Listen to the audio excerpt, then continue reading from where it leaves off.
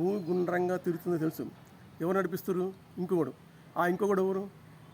నీడ. ఆ నీడ నడిపిస్తుంది. నీడ భూమిని పట్టుకుని నడిపిస్తుంది. అది భూమి ఎట్లా నడిపిస్తుంది?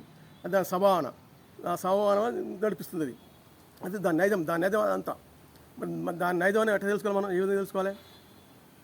ఫస్ట్ నీడ గురించి తెలుసుకుందాం. నీడ ఎట్లా ఉందనేది. నీడ ఎట్లా ఉంది? ఇలా 9 నీడలు ఉంటాయి.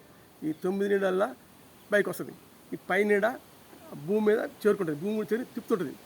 అది ఎట్లా తిప్పుతుంది? దాని నైజం ఎట్లా తెలుసుకోవాలి? స్వభావ నైజం తెలుసుకోవాలంటే ఏం చేయాలి? ఒక పిట్ట గూళ్ళ 3 గుడ్లు పెడుతుంది. 3 గుడ్లు పెట్టిన తర్వాత కోకులు వచ్చి పడుతుంది.